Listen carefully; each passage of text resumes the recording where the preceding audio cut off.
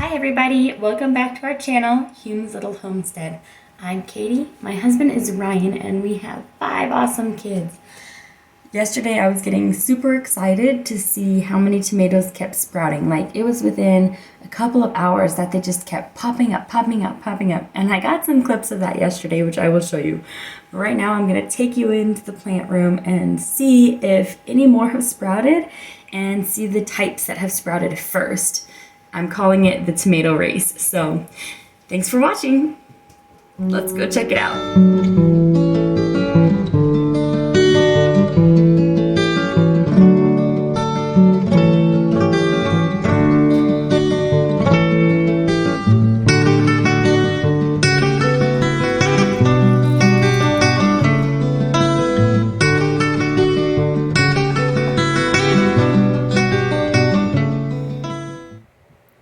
San Marzano is winning the tomato race.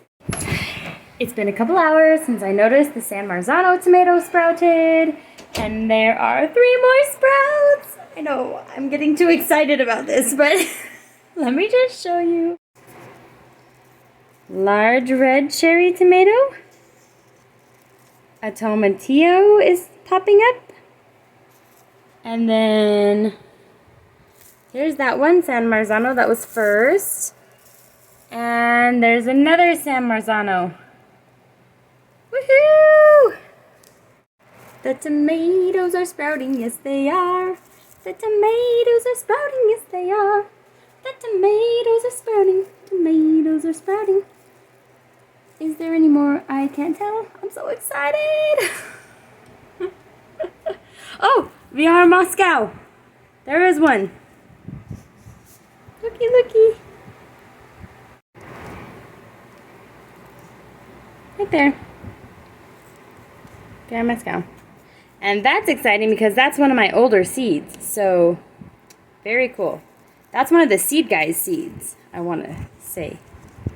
Or maybe it's from the church from last year. I'll have to look. But it's definitely not one I bought this year. Well, I guess I didn't buy any of these this year. These are all seeds from last year and previous years. So, cool. I've just been saving my seeds. Something else I'll show you. The chamomile I planted this week sprouted. Look how tiny those seeds are. Or sprouts. Isn't that just amazing? Maybe you can see it better if I set it down. So tiny. It looks like pieces of dirt. I just sprayed these ones because they were looking a little dry, but I didn't want to water them too heavily because they could die. I put these under the grow light. This one's doing good too. Cool, cool. Peppermint is tiny like that too. So interesting to me.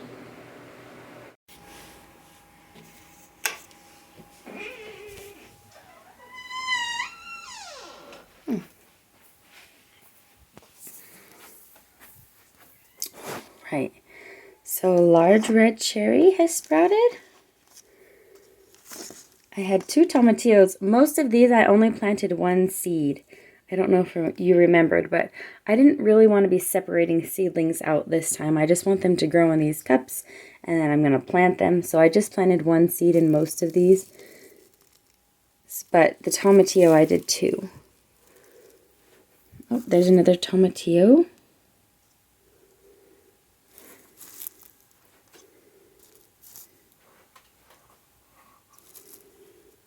Okay, we've got VR Moscow, San Marzano, San Marzano, San Marzano. Oh, looky, sweetie. There's 2 in there. It's just habit. Oh, Cherokee Purple. Cherokee Purple. Pull this back and look.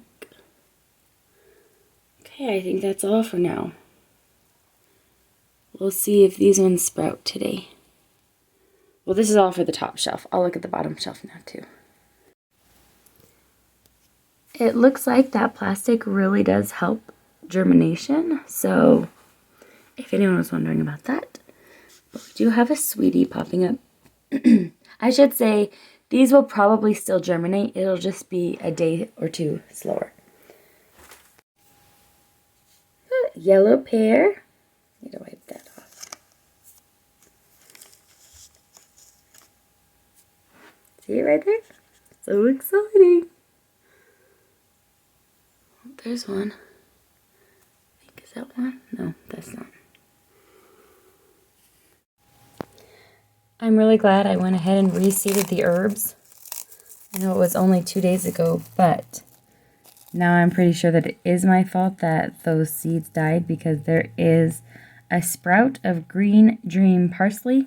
So I think that these plants over here, it's just a little bit cooler in this section of the room and out of direct sunlight, and it's still getting warm enough that they'll sprout, but they won't cook. So I'm glad that I reseeded, because I already see a sprout in the herbs, which is very exciting. These without the plastic seem to be doing just fine in the direct sunlight. This is where I started them all. And the ones that sprouted in those first few days did fine, because it didn't get too hot at first. But it got super hot like on day 4. And I think that's when I steamed those ones over there. But now they're over there out of direct sunlight, still nice and warm, still nice and humid, sprouting really well. I'm going to start hardening off these onions today.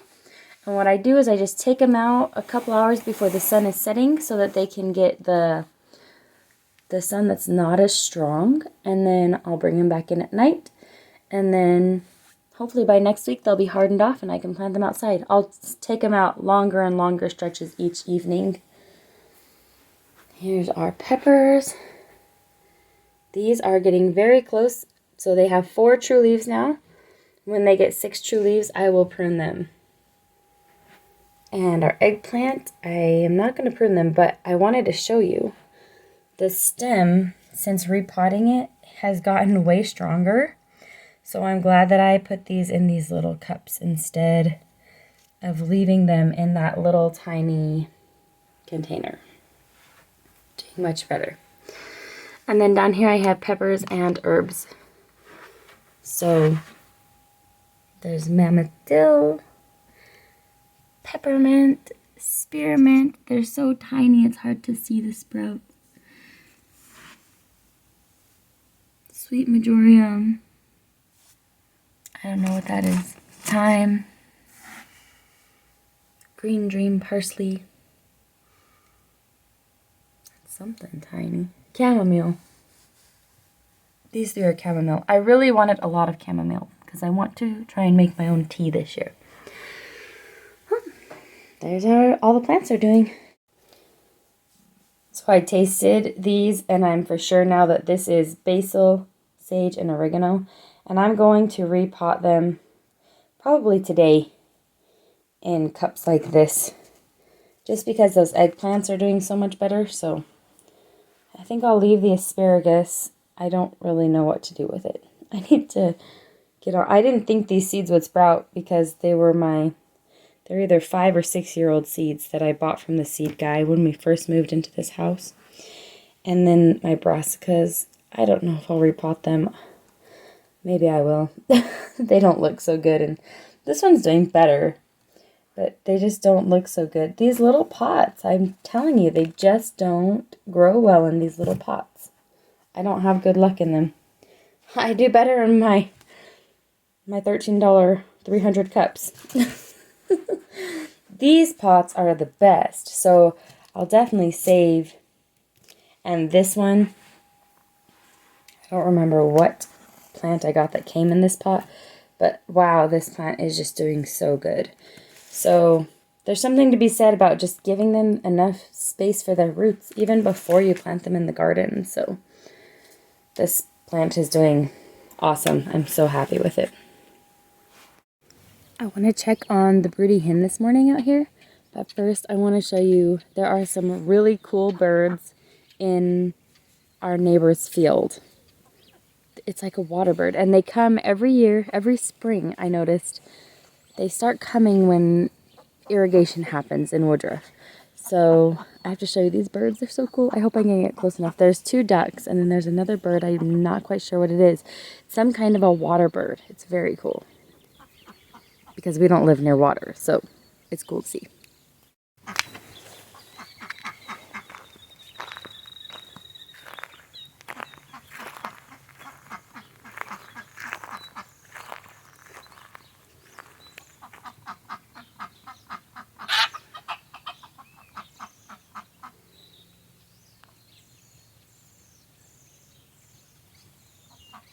My video is shaky. Do you see that? I'm going to try and get closer.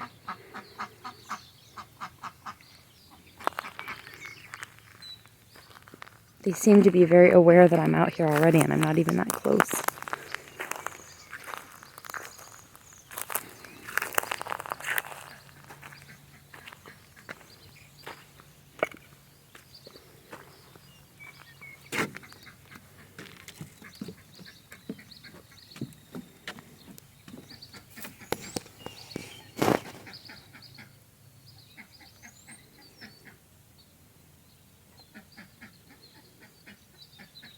Look how cool it is. There's little tiny white ones, and that black one, I don't know what that is.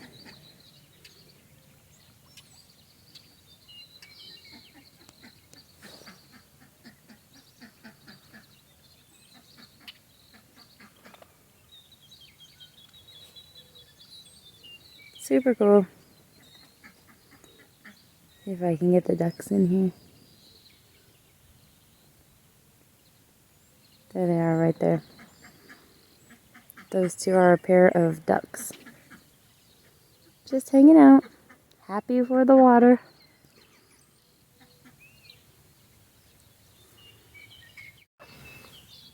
I was going to tell you that when the eggs start hatching under the broody hen, she'll start clucking to them and making noises. So as they're hatching, the babies will know who their mom is, which is really cool. Another cool thing that I observed last year, my little gray hen raised some chicks for me. She's back there. She's getting really old, so she won't be raising any more chicks, I don't think. But she took the food in her mouth and dropped it on the ground for her babies. It was the coolest thing. I didn't know that chickens, like, fed their babies. Like, she didn't put it in, like, you know, like a wild bird gets a worm, chews it up, puts it in the baby's mouth. Hi, buddy. Are you ready for school? Did you wipe off your shoes? So she didn't put it in their mouth or anything, but she did grab the food and drop it on the ground for her babies. It was so cool. I didn't know that chickens did that behavior, but I don't know. It was just another reason that I like bantam chicks. They're just such good mothers and so good at taking care of their babies. And so I'll show you this girl, and we'll see how she's doing. You have to be very quiet. Levi's out here too. Say hi. Hi. Okay, he bought that shirt with his own money. Just like she bought one, just like it. Yep, mine's white. Okay, so today I'm telling them all about our broody hen. She's going to be hatching her own eggs. Another thing I did that I was going to tell you guys about, I'm so excited. I ordered some quail eggs. So quail eggs will be coming. They're on back order because there's such a high demand for hatching, you know, last year and this year. So anyway, I'm excited. They're back ordered, so they should ship out around May 4th. So I will keep you posted on that. I'm going to be setting up my incubator. I think I'm going to set up the incubator in case some of these eggs that she sits on need to finish hatching. Because sometimes they'll leave a couple eggs behind. And if I have an incubator set up, I can finish hatching them and then sneak them under her at night. So that's what we're going to do.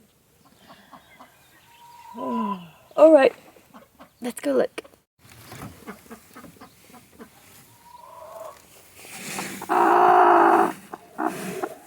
I like when they're sitting, you can pet them and stuff. She doesn't like me petting her. They're not hatching yet, so just eggs still. How you doing in there? All right, I'm going to leave her alone. I just wanted to show you guys. They weren't hatching just yet. This one's not really under her. I'm going to see if she'll put it back under her. I think I know why they have to be under her. Why? So they can keep warm. That's right. So when they keep warm, they will hatch.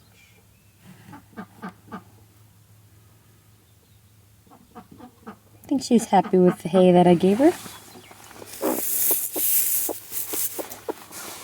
thinks you're a predator. Yeah, she does think I'm a predator. Alright, let's leave her alone. She's stressing. I can see her back feathers right here. She's stressing. Okay. No babies yet. Bye. What's her name? Say bye. I'm calling her Moody Broody. Bye, Moody Booty. Let's get her some food. Bye. Let's get her some foodie. Foodie for the broody. Okay, everybody. So I am not going to turn on the fan today. I don't know if you can hear how windy it is outside. There's plenty of airflow coming in through the window for these plants.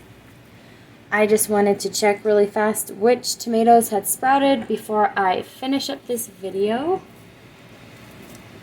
and see if any more had sprouted.